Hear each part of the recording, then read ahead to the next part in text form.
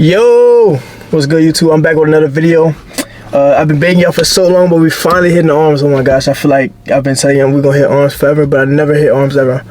But yeah, we finally hitting arms. You know, another late night. About to get right. It's 9:45 right now, so hopefully I can get out at least by 11 because I'm recording by myself too. So hopefully by 11 I can get out of here. But yeah, we hitting arms, and I'll take y'all through the actual workout because any video that I posted so far, I've been skipping, just trying to get home. But I'm gonna take you through the whole thing, and I'm gonna get everything done today. Hopefully y'all enjoy this one. I have a couple clips in here. I might explain some workouts, and I might just talk to you. You know, who knows? I don't know, but yeah. Hopefully I like this one. It feels good to be back. Whole last week I was supposed to record, but I was dealing with a couple things, and I didn't feel like recording. So, but I'm back right now, and yeah. So one thing about me, yeah, I can't stay consistent with a lot of things, but sometimes I just don't feel like it. Sometimes I don't want to, and then that's what the things you gotta do. So, with that being said, no more further induction. We're gonna get straight into it, right? 3, 2, 1. The lights don't turn on all at once. Just one flickers. You almost leave. It's quiet. Too quiet for this time of night. The weights are still there. Bars cold, like nobody's touched it in days. But you know that's not true, because you were here yesterday, and the day before that. Weren't you? There's this moment, right before you start, where something in you hesitates. Not fear, not pain, something else. Like a voice you can't hear, but you feel it, telling you it doesn't matter, that today won't change anything, that you've already done enough. You sit there for a second longer than you should, then you grab the bar anyway. It's heavier than you remember, or maybe you're just more aware now. Every rep feels slower, every breath louder, and that voice? Still there. Why are you doing this? No one's watching. You could leave right now. You pause, look around, empty. Nobody would know. But that's the point. You pick it back up, not because you feel strong, not because you feel ready, but because you said you would. And somewhere between the first rep and the last, the voice gets quieter. Not gone, just weaker. The lights stop flickering, your breathing steadies. The bar doesn't feel as heavy anymore. And for a second, just a second, you understand something most people don't. It was never about the weight. It was about who walks in here when no one's watching, and who doesn't. It starts before you even get there. Not in the gym, not with the weights. In your room, when everything's quiet. You're sitting there, phone in your hand, scrolling, not even looking at anything, just passing time.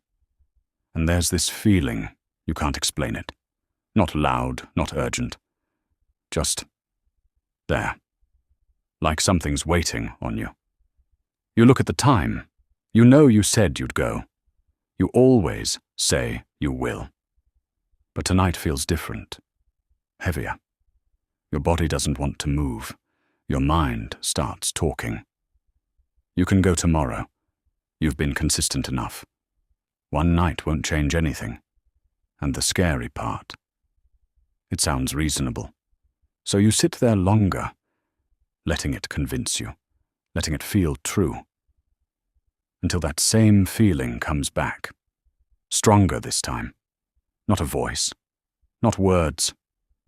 Just pressure. Like something inside you knows you're about to make the wrong decision. So you stand up, slow, almost like you're being pulled. You don't feel motivated. You don't feel locked in. You just go. The drive is quiet. No music, just the sound of the road and your own thoughts. You start questioning it again. Why am I even going? What's the point of this? No answer. You pull in anyway. The building looks different at night. Darker. still. You ever notice how it's always quiet right before you quit? Not loud, not dramatic, just a thought. You can stop, and it sounds calm, reasonable, like it's trying to help you. But it's not, because every time you listen, you lose something. Not the workout, something deeper, your word. And once that starts slipping, everything else follows. So this time, you don't argue, you don't think, you just move. One rep. All right, so talking to a lot of people who might be struggling with like staying away or straying away from sin or whatever, or like falling into it, don't beat yourself up. Don't beat yourself up because, again, the righteous man gonna fall 7 times. You're gonna fall 7 times, and he didn't say any man, he is the righteous man, right? In order to be a child of God anyways, you have to practice righteousness. You have to practice it daily. Again, you have to practice. Stephen Curry, missed a million shots, but again, he kept going, and now he's the greatest shooter of all time. You just gotta keep practicing. Practice doesn't make perfect, but it gets you close to it, right? And again, you might fall 7 times, but you got to get up 6 times in order to fall 7 times. You got to keep getting up. You will never fall 7 times if you didn't get up 6 times, right? You got to keep going. And I know it gets hard. It definitely gets hard. It gets super hard because it's easier said than done. Another example, just like Bruce off of Finding Nemo, right? Fish are friends until he smelled the blood. And as soon as he smelled the blood, all that went away immediately. Like now his friends holding him back, trying not to eat the fish, but like he said it multiple times, like fish are friends. Like again, like it's easier said than done, but like you just have to keep practicing and just keep getting up. You're gonna fall. God didn't call you to be perfect anyway. He called you just to be willing and try your best 100%, and you're gonna get there eventually. And look at Peter, right? Peter denied Jesus 3 times, and even before he denied Jesus, Jesus placed the foundation of his church, right, on Peter. And he fell 7 times, but he still got back up. That's what I'm going to see. You're going to fall. It's going to happen. And he knows this already. But you got to keep getting up and keep showing up every day, right? It's going to happen. You pray for it. You pray, and just keep turning away from it. Keep running away from it. Keep trying. You're going to get caught. You can kill flesh as much as you want, but you can never pronounce it dead. The temptation's going to always be there. And again, you just got to be willing to just keep going every day and practicing and getting better and better and better, and again, eventually you might get perfect, who knows, but you just got to keep trying. Don't never give up, especially with anything in life, just never give up. Then another. And that voice? Still there. But weaker. Because you finally realized it only has power when you obey it. And today, you didn't. There was a wall in the old house that never warmed. Even in summer, when the sun pressed hard against the windows, that wall stayed cold. Plain, grey, empty. But Thomas noticed it. He noticed it the first night. On the third, he heard it. A whisper. Not from outside, from the wall. Remember. He rose from his bed and stepped into the hall. The house was still, but something in the silence felt aware. He walked toward the wall, slow, careful. "Who's there?" he asked. Nothing.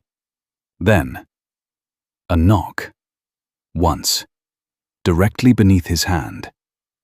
Thomas pulled back. The candle flickered, then steadied. The wall stood unchanged, cold, patient, waiting. By morning he dismissed it. Old houses speak, he told himself.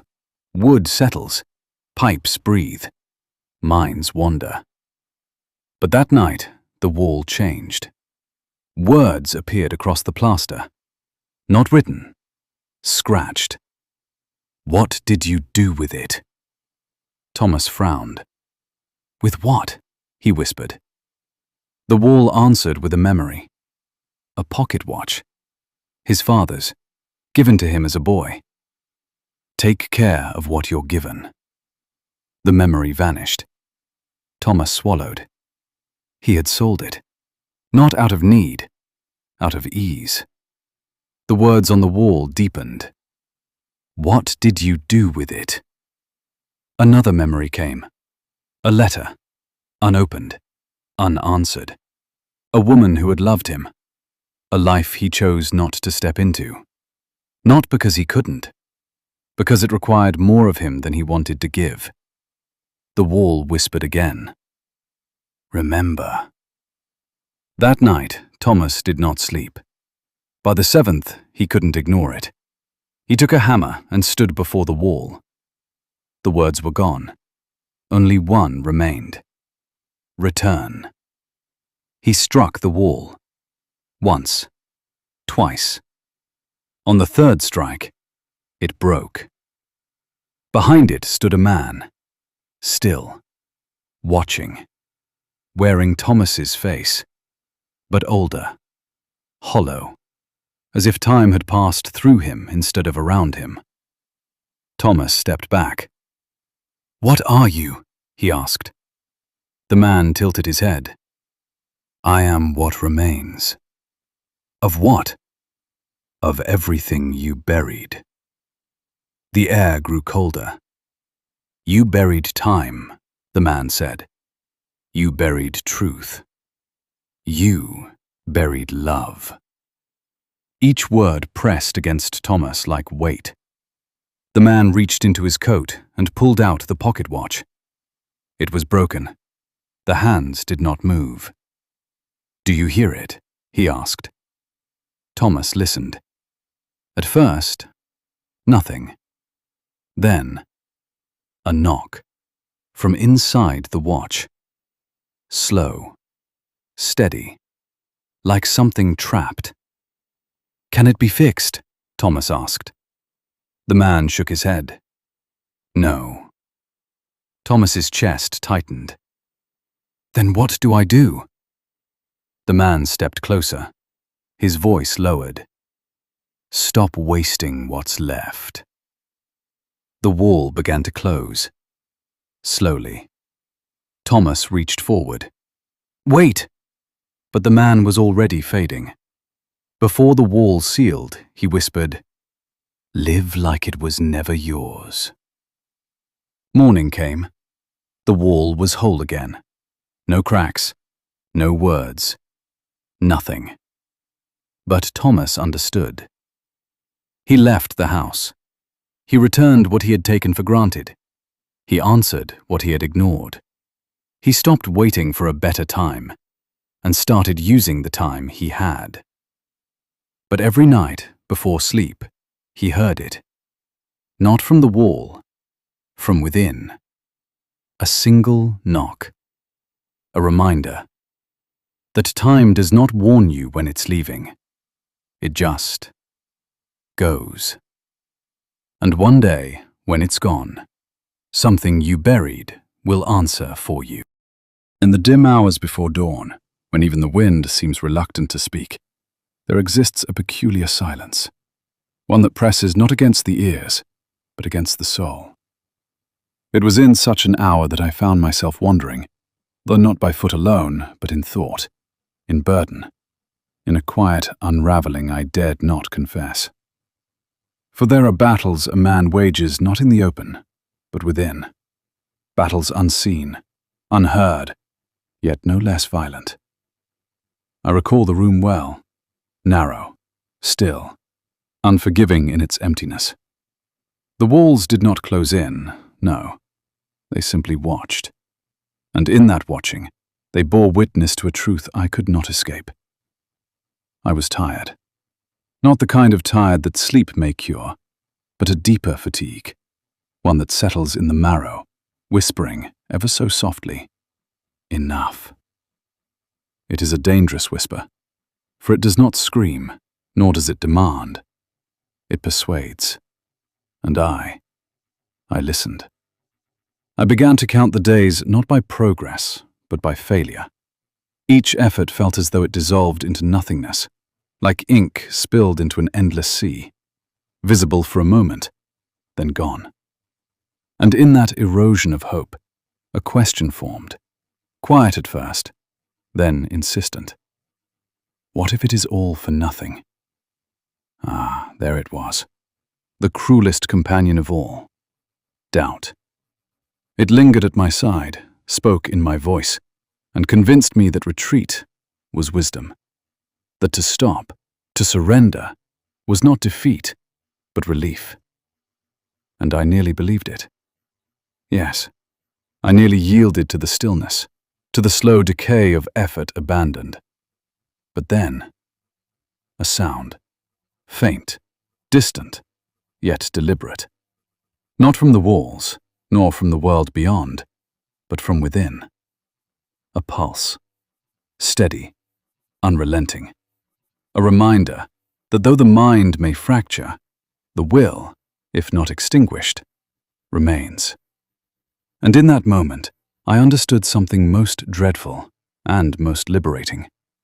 The darkness does not win because it is strong. It wins because we cease to resist. Yeah, now you can kind of see like how I structure the arms. Right now my physique is just, I'm just trying to go arms. I'm not gonna show you my physique until like June. Sorry, it is what it is. But cause I don't like it and you ain't gonna see it. So, but yeah, so I usually go like shoulder and then 2 biceps and then like triceps and then shoulder and then like back to like forearms, which is like, I guess biceps too, but like forearms. That's how I kind of structured that. And that was an actual like full workout. Yeah, but yeah, most of my, you can see in the video, a lot, like whenever you're doing these reps too, you wanna make sure that you're going like slow. Like you're slowing down on the eccentric, going like down and up. Like whatever works, how you doing, like you gotta make sure you're controlling the weight truly. And that's the only way you're gonna go for real. Slamming weights and doing all this, you ain't doing nothing, right? But truly just lock in and yeah. Alright, so that's all I got for right now. You kind of see how I structured the video right now, but just, you know, that's how we actually run a typical like arm day or whatever. You know, we kind of skipping out on every single workout that I've been doing, but you know, you go through and you figure out how you actually do it. So, but that being said, I don't know what's coming next. You know, I've been baking arms, but I actually finally did arms for once. So I don't know what's gonna come next, but whatever. But I hope y'all enjoy this. I hope y'all like this video. Make sure you like and subscribe, and make sure you leave a comment too, please. You know, and show some support. I hit 10 subscribers. Clap it up. And then, all right, but yeah, so road to 20 now, I guess. All right, that's it, bro.